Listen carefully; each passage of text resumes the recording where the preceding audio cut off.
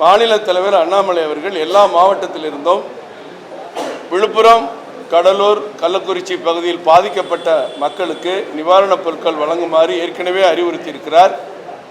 இன்றைக்கு 3 லாரி, ஒரு லாரி வந்து கொண்டிருக்கிறது. 3 லாரியில் 25 லட்சம் மதிப்பான பொருட்கள், அரிசி, பெட்ஷீட்டு, உணவுப் பொருட்கள், இந்த மாதிரி பொருட்கள் இப்போ அனுப்பியிருக்கிறோம். அதில் அண்ணன் ஏசி சண்முகம் அவர்களும் ஏறத்தாழ 7,500 பை அரிசி கொடுத்திருக்கிறார்கள். அதோடு சேர்த்து 12,500 பேக் அரிசி மற்றும் ஏறத்தாழ 3000 பெட்ஷீட், இந்த மாதிரி பொருட்கள் இப்போ அனுப்பப்பட்டிருக்கிறது. அண்ணன் நெச்சராஜா அவர்கள் தலைமையில் இப்போ அனுப்பினோம். அதேமாதிரி ஆசிம் அருண் அவர்கள் யூபியில் நடக்கக்கூடிய மகா கும்பமேளாவிற்கு தமிழக மக்களை அழைப்பதற்காக இன்றைக்கு வந்தார். அதனுடைய பத்திரிகையாளர் சந்திப்பு காலையில் நடந்தது. அவரும் கமலாலயத்திற்கு வந்திருக்கிறார். அவரையும் வருகவர்னு வரவேற்று அண்ணன் நெச்சராஜா அவர்கள் பத்திரிகையாளர் சந்திப்பை நடத்துவார்கள்.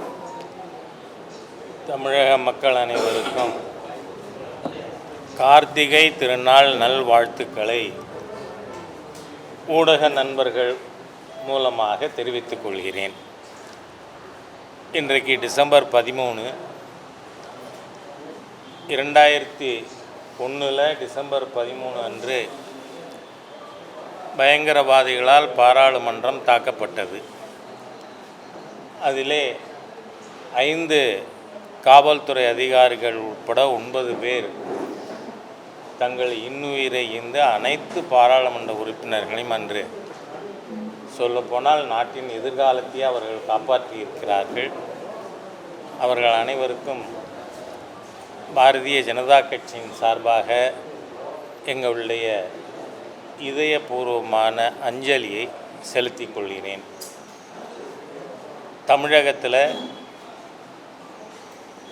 மாநில அரசினுடைய கருத்தோட்டம் வெள்ளம் புயல் பொறுத்தவரை சென்னை சென்ட்ரிக்காகவே இருந்து வந்திருக்கிறது.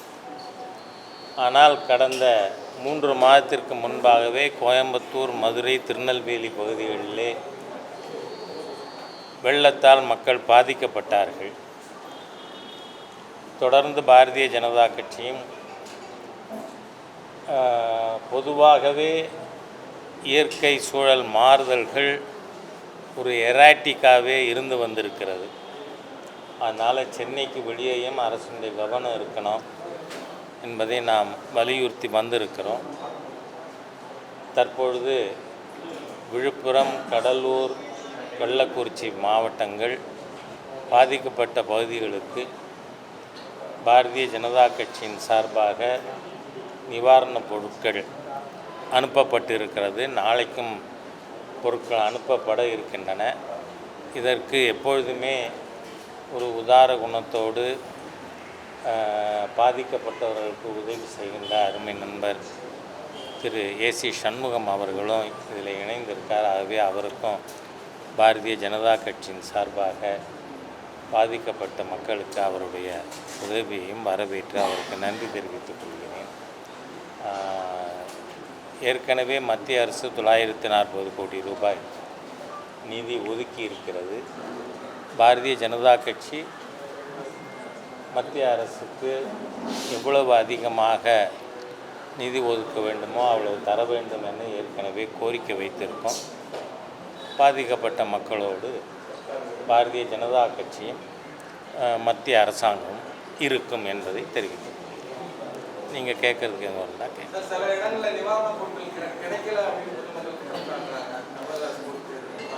எல்லா இடத்துலையும் இருக்கிற பிரச்சனை. அதாவது பாதிக்கப்பட்டவர்கள் அனைவருக்கும் கொண்டு போய் சேர்க்கக்கூட கொஞ்சம் டைம் ஆகும். அதனால தான் பாரதிய ஜனதா கட்சியும் பாதிக்கப்பட்ட மக்களுக்கு நம்மால் இயன்ற உதவிகளை செய்து கொண்டிருக்கோம். அவர் தகப்பனாரையே அவர் எதிர்த்திருக்காரோ? ஏனென்றால் இந்த ஒரே நாடு ஒரே தேர்தல் என்பதை முன்னாள் முதலமைச்சர் திரு மு. கருணாநிதி அவர்கள் இதை ஆதரித்து ஏற்கனவே பேசியிருக்கிறார். 2வது 1967 வரை தேசிய அளவில் பாராளுமன்ற தேர்தல்களும் எல்லா மாநிலங்களுடைய சட்டமன்ற தேர்தல்களும் ஒன்றாக தான் நடந்தது. மேலும் 1971 திருமதி இந்திரா காந்தி அவர்கள் பாராளுமன்ற தேர்தலை ஒரு வருஷம் வேகப்படுத்தி முன்னாடியே நடத்தின காரணத்தால் மேலும் மாநில அரசுகளை மானாங்கானியாக காங்கிரஸ் கலைச்ச காரணத்தினாலேயும் சட்டமன்ற பாராளுமன்ற தேர்தல்கள் வெவ்வேறு சமயங்களிலே நடந்து கொண்டு இருக்கிறது. இதில் பாசிட்டிவாக நாம் யோசித்து பார்க்கணும். ஏன்னு சொன்னால், வெவ்வேறு சமயத்தில் தேர்தல்கள் நடத்துறதுனால அதிகமாகின்ற செலவினம் என்பது ஒரு பக்கம் இருக்கிறது. அது மாத்திரம் அல்ல, 5 ஆண்டுக்கு ஒரு முறை, இப்போ நீங்கள் பார்த்தீங்கன்னா அமெரிக்காவில் ஜனாதிபதி பொறுப்பு ஏற்க போகிறார் திரு ட்ரம்ப் அவர்கள். 4 வருஷத்துக்கு ஒரு தரம்னா அப்போ தான் இந்த எதிர்கட்சிகள் ஆளுங்கட்சி அவர்கள் ஒருவருக்கொருவர் விமர்சனம், அரசியல் நோக்கத்தோடு அரசியல் கட்சிகள் செயல்படுவதுங்கிறது நடக்குது. மற்ற நேரத்தில் மக்களுடைய பிரச்சனைகளை பற்றி நாம் கவனம் செலுத்த முடியாத சூழ்நிலை. ஏன்னா நீங்கள் இப்போ பார்த்தீங்க, பார்லிமெண்ட் எலெக்ஷனுக்கு அப்புறம் 4 மாநில தேர்தல்கள், அடுத்து திருப்பி இப்போ டெல்லிக்கு தேர்தல் வர இருக்குது. இந்த மாதிரியாக எப்பொழுதுமே அரசியல் கட்சிகள் they are engaged in some election or other. அந்த மாதிரியான ஒரு நிலை வேண்டாம். அனைத்து தேர்தல்களும் ஒரே சமயத்தில் ஒரே நாடு ஒரே தேர்தலுங்கிற முறையில் நடக்குமானால், ஒன்று செலவினங்கள் மிச்சம், 2வது அரசியல் கட்சிகளுடைய கவனங்கள் மக்கள் பிரச்சனைக்காக முன்னேற்றத்திற்காக நாம் கவனம் செலுத்த முடியும். அதனால தான் மத்திய அரசாங்கம் முன்னாள் ஜனாதிபதி திரு ராம்நாத் கோவிந்த் அவர்கள் தலைமையில் ஒரு கமிட்டி போட்டு, அந்த கமிட்டியினுடைய பரிந்துரையின் மீது தீர ஆலோசித்து தான் இந்த ஒரு நடவடிக்கை மத்திய அரசுக்கு இப்போ கேபினெட் ஹேஸ் அப்ரூவ்ட் இட். அது காரணம் சவுண்டு டெவலப்மெண்ட் பேசிஸ் அதுக்கு இருக்குது.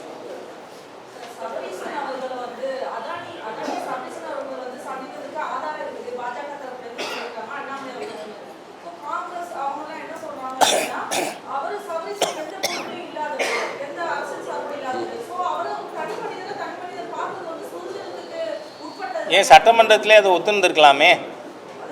இங்கே பாருங்கள், அதாவது இந்த தாட்டி விடுறது தனி மனிதர் கெப்பாசிட்டியில் தான் இருக்காங்களா? எப்போவுமே இந்த புரோக்கர்ஸ் கவர்மெண்ட்டில் மினிஸ்டராக இருக்காங்க, இருக்கிறது இல்லை. அதனால் let the honourable chief minister own that S my son in law met him. Let him be frank, let him admit the truth. அது இல்லாமல் சும்மா மக்களை திசை திருப்புறதுக்காக பேசக்கூடாது. ஏன்னா முதல்ல இன்றைக்கி பாராளுமன்றத்தில் அதானி பிரச்சனை ஏன் எழுப்புறாங்க? அமெரிக்காவில் வழக்கு தொடர்ந்ததாக சொல்கிறாங்க. அமெரிக்க அரசாங்கம் இந்திய அரசாங்கத்திடம் அஃபீஷியலாக கேட்டிருக்காங்களா? ஏதாவது கம்யூனிகேஷன் உண்டா? இல்லைங்கும் பொழுது நாம் எப்படி how could we take cognizance of what is happening in America? அதனால் அது பண்ண முடியாது. ஆனால் இவர்களுடைய ஒரே நோக்கம் எப்போ பார்த்தாலும் சர்ச்சையை கிளப்பணும்னு. ஆனால் இப்போ பாராளுமன்றத்தில் பிரச்சனை கிளப்பப்பட்டிருக்கு.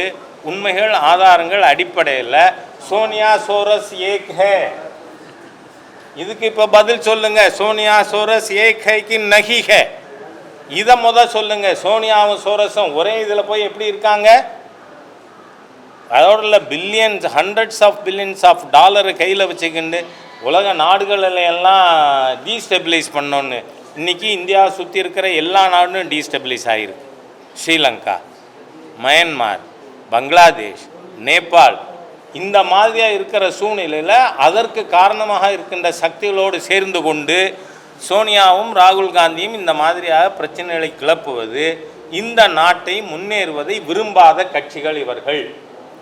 இந்த நாட்டையும் டீஸ்டெபிலைஸ் பண்ணணும்னு காங்கிரஸ் இந்திய கூட்டணி இதில் இறங்கியிருக்கு.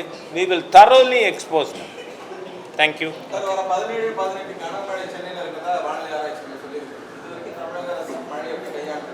நான் சொல்லிட்டேன் ஏற்கனவே, அவங்க சென்னை சென்ட்ரிக்காகவே செயல்பட்டிருக்காங்க. அதனால தான் இப்போ பல மாவட்டங்கள் நமக்கு கிருஷ்ணகிரி, தருமபுரி வர பாதிக்கப்பட்டிருக்கு. எல்லா டெல்டா மாவட்டங்களும் இப்போவும் மயிலாடுதுறை, தஞ்சாவூர் பகுதிகளில் மிக கனமழை, சிவகங்கை, ராமநாதபுரம், மதுரை, எல்லா இடங்களிலும் தென் மாவட்டங்கள் முழுவதும் கனமழையால் பாதிக்கப்பட்டிருக்கு. ஆகவே நாம் ஏதோ வருண பகவான் ஆசீர்வாதத்தில் இது நாள் வரைக்கும் தப்பிச்சிட்டோம்னு அசட்டையாக இருந்துட வேண்டாம்.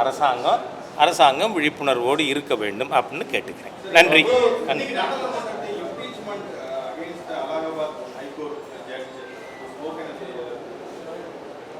event in Allahabad.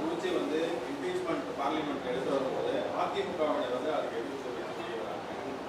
இதுக்கு வந்து திமுகவினர் என்ன சொல்றாங்க, அதிமுகவும் பாஜகவும் ஒரு நல்ல கூட்டணி இருக்கு அப்படின்னு சொல்லிட்டு நாசர் இல்லை, என்றைக்குமே ஒரு விஷயம் சொல்கிறேன்னா, எங்களுக்கு யாரோட உறவு இருந்தாலும் நல்ல உறவு, கள்ள உறவுங்கிறது எங்களுக்கு பழக்கம் இல்லைன்னு. நன்றி.